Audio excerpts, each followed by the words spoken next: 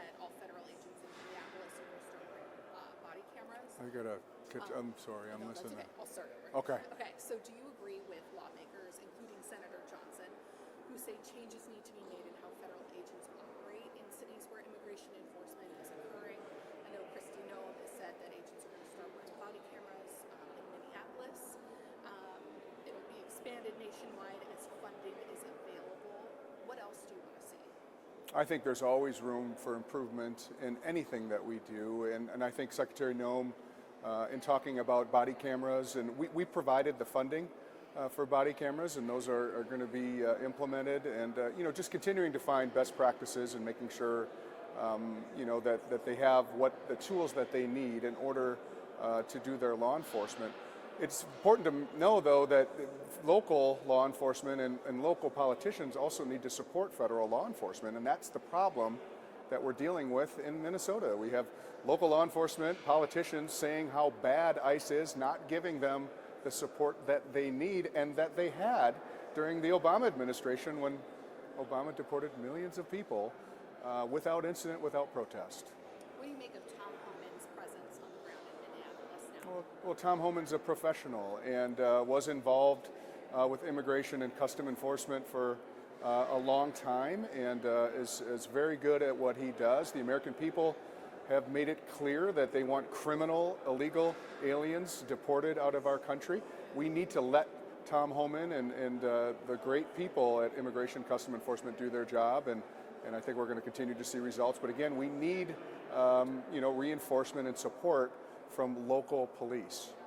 So Alex Pretti, who was shot by CBP last month, spent some of his young adult life in northeast Wisconsin. What would you like to say to his family now that his death has been ruled a homicide?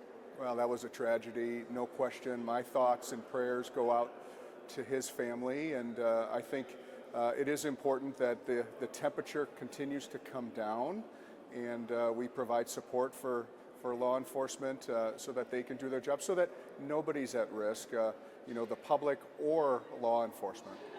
So farmers and rural employers around the U.S. say labor shortages are becoming a serious challenge. How are you balancing workforce needs with immigration enforcement?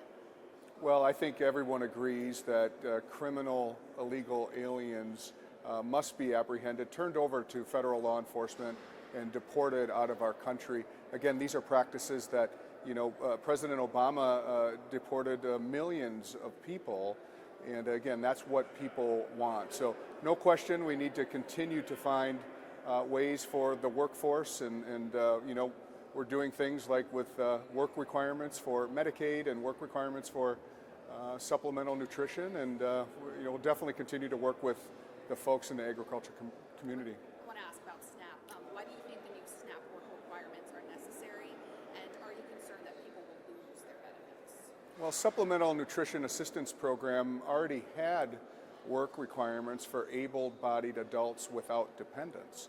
And so in Wisconsin, 82% of families that are on SNAP are employed and meet those requirements. So again, nothing really changes in the state of Wisconsin. The concern is in states like Minnesota, where they were waiving the work requirements that were mandated from the federal government. They are now going to have to follow the rules that were already in place. And lastly, do you support President Trump's call for Republicans to nationalize future elections? Well, election integrity is a major problem in this country, and the president's frustrated, and he should be. I am frustrated as well. I think you should have to show ID to vote, and that's why the Save America Act, the SAVE Act, ought to be passed in the Senate. It was passed through the House twice, but in federal elections, we're saying in Congress that you have to show an ID and be a citizen of this country in order to vote. The majority of people agree with that. So to start off, do you agree with lawmakers, including Senator Ron Johnson, who said changes need to be made in how federal agents operate in cities where immigration enforcement isn't occurring? Well, I think a little more training wouldn't hurt. I think we cannot give up, though, on removing people who've been here illegally. You've got to remember, probably 8 million people came in here under the Biden administration who shouldn't be here, and we obviously can't just throw up our hands and let them go. What do you think about body camera usage? I know. Well, it works very well for local police, and I would think it would work very well for the Border Patrol. Yeah, I think it's going to be starting locally in Minneapolis for right now. Would you like to see that expanded in other cities? I think it's good in today's environment. When police went to body cameras, to the surprise of the liberals, it exonerated the police. It showed they were doing nothing wrong.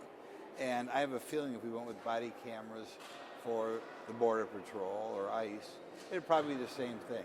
We'd find out that they're doing a good job, and you wouldn't be able to unfairly malign them. What about any kind of additional oversight or accountability at the federal level for CBP or ICE? Well, I don't know what you mean by more oversight. I assume after these two unfortunate incidents that ICE and Border Patrol itself will be doing more. And just adding cameras is by itself going to result in more oversight. So Alex Pretti, who was one of those incidents when he was shot by CBP last month, spent some of his young adult life in northeast Wisconsin. What would you like to say to his family now that his death has been ruled a homicide? Well, it's a tragedy. I hope justice is served. Obviously, if you get online, you read different things. And when you try to prove homicide beyond a reasonable doubt, that's sometimes a difficult standard. Do you support President Trump's call for Republicans to nationalize future elections?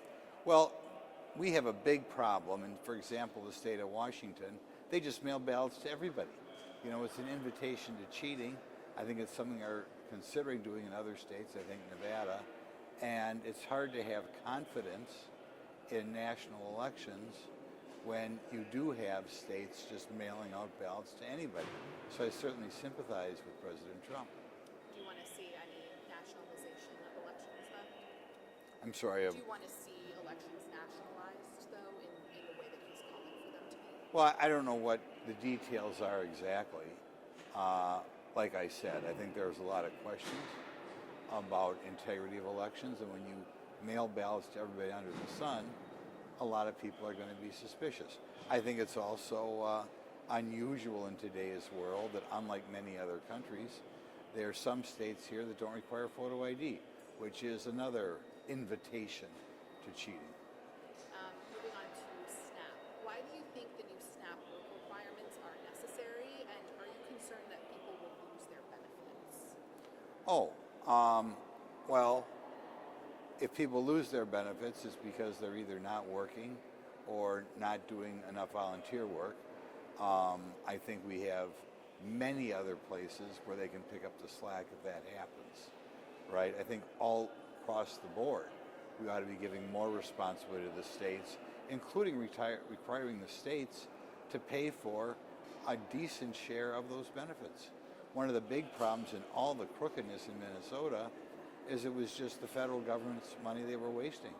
And what I think they ought to do, they ought to have, maybe 30% of the SNAP benefits paid for at a state level, and maybe they'd be a little more frugal with the taxpayer dollar. Is there anything that you are working on right now that you want constituents to know about? Well, we're still working on with the Trump administration, the huge marriage penalties we give people who we penalize people who are married as opposed to people who are single who have children. And I think we should get rid of that. I think we should treat everybody the same, not trying to encourage or not trying to discourage young couples from getting married.